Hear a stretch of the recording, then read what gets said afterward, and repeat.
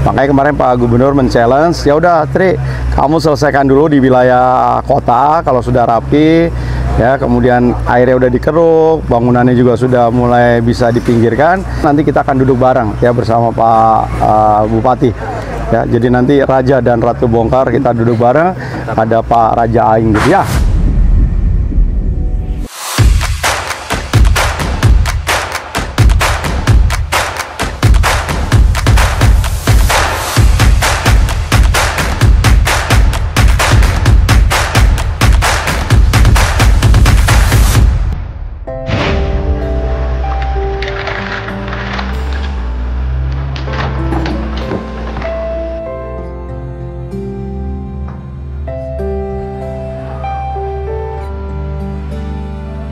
Siap. Wah. Apa sih, Bang?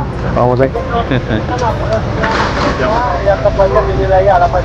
Jadi gimana prosesnya? Dari kita sampai Wisma Atlet, maka PBB udah selesai. Oh, udah selesai. Tinggal bulan depan kita malam alat masuk 2. Terus yang untuk yang BT provinsi? Yang provinsi dari Wisma Atlet sana 315. Yang dari sini 450. kenapa banyakan 450? Kan duitnya sama. Dia 10-an, Pak. Kita kan jadi Nggak jadi 15? kayak kurang gitu. 10. Oh, 10. Tapi udah bahan udah clear ya. Terus ini untuk ini yang listrik jadi koordinasikan belum? Listrik udah, Pak. Udah kecil. Apa? Bukan PJU maksudnya ininya, tiang-tiangnya gimana? Pinggir kok, Pak, aman, Pak. Aman. Pinggir, Pak. Aman, Pak. Aman ya. Keren ya. Sama ada itu space-nya sebelah sisi yang sebelah kiri. Ya, di luar sana itu tanamannya tetap harus dipertahankan ya. Bagian dari yang 3 juta aja. Ya, bagian dari 3 juta tanaman itu. Ya, jadi kalau perlu pagar tanaman aja. Jangan pagarnya dulu. Kalau GRC ya, Pak. Kan biar tanaman biar jadi ininya nggak polusi lah. Paling izin mau Gimana? tanya satu. Untuk pembongkaran bangunan liar yang ada di sini, apa bakal terus ke arah yang di bawah sana, Pak Wali? Ya, ini kan memang pembangunan ini kan berkelanjutan, disesuaikan dengan tahapan kemampuan keuangan. Baik keuangan yang dari kota maupun dari Pak Gubernur ya, karena Pak KDM ya, Raja Aing itu sekarang lagi senang membangun infrastruktur. Karena dengan membangun infrastruktur tentu akan meningkatkan keekonomian. Kemudian juga terkaitnya juga akan melakukan penghematan terkait dengan penggunaan di bidang transportasi.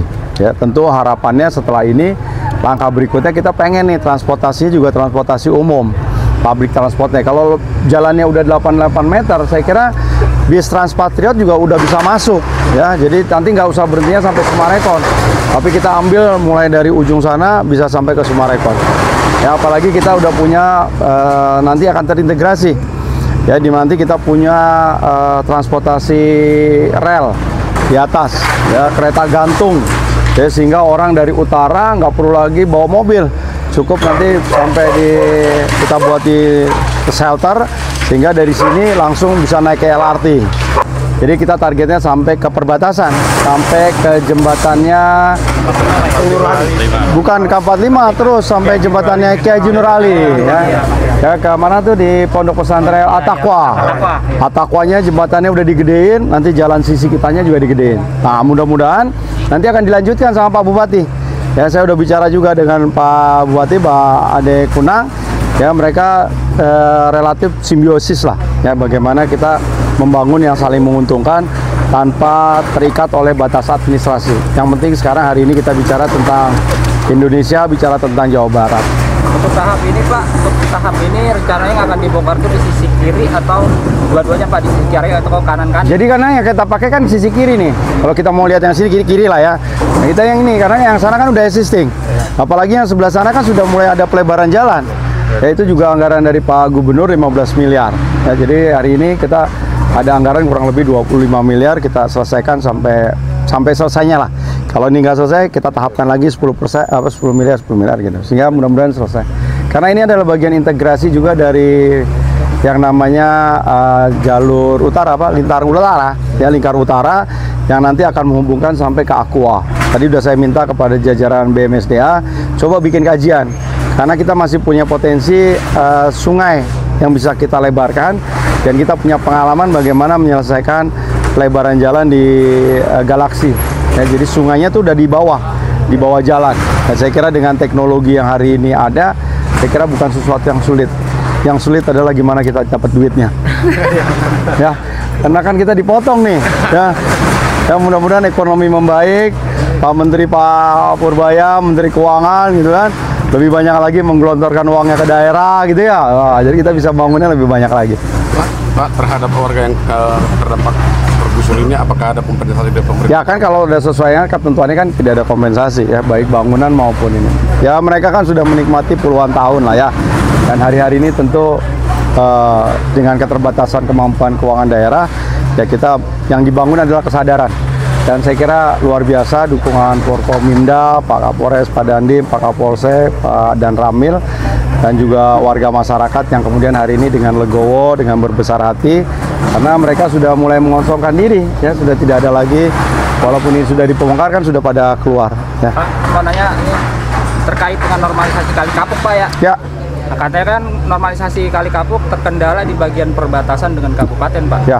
Tanggapan dari Pak Wali gimana nih, Pak? Jadi saya sudah bicara juga dengan Pak Gubernur. Pak Gubernur intensif betul ya terkait dengan proses situasi yang ada di perbatasan-perbatasan. Makanya kemarin Pak Gubernur men-challenge, ya udah Tri, kamu selesaikan dulu di wilayah kota kalau sudah rapi, ya kemudian airnya udah dikeruk, bangunannya juga sudah mulai bisa dipinggirkan. Kalau nanti soal di perbatasan nanti kita akan duduk bareng ya bersama Pak Bupati. Ya, jadi nanti Raja dan Ratu Bongkar kita duduk bareng, ada Pak Raja Aing gitu ya. Ibu Posyandu. Apa kabar, Pak? Sehat, Mak? Alhamdulillah. Mana fotonya? Ini. Rais, Ini saya mamanya Christopher. Christopher. Oh, iya. Kenapa pertanyaannya sederhana? Kenapa Mama tidak pakai daster? Harus pakai daster kan? Yang lain pakai daster. Ayo, ketemu Pak Wali Kota nggak boleh pakai daster. Nah, ini ada temennya nih nggak pakai daster nih. Biasa, tim gerudukan ini. Enggak, kenapa Wisma Asri kok berantakan gitu? Nggak ada yang nyapu emang? Hah?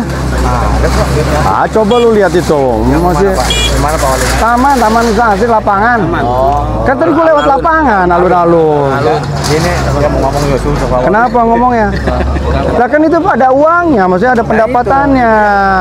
Kan harusnya bayar orang lah. Lalu nyewain di situ ada yang jualan tanaman, ada yang jualan bensin. Kan pasti diambil duitnya. Maksudnya kita jangan ngambil duitnya aja. Duit itu dikumpulin, tapi itunya terawat. Betul nggak? Betul. Kan tiap minggu ada lah yang nyewain di situ. Udah pasti, Pak. Ada pasti kan? Tiap minggu kan pasti ada. Iya ada Pak. Nah, siapa sekarang pengelolanya? Nanti kita bahas, Pak. Ya. Ada pengelolanya sih. Iya, jadi jangan kita mau nilai manfaatnya, karena kalau enggak nanti ditinggal orang juga kalau udah bau. Jangan-jangan ada yang kencing di situ. Ya kan? Baik, kalau perlu di situ bikin aja WC umum. Bikin WC dapat ada duitnya. Hah?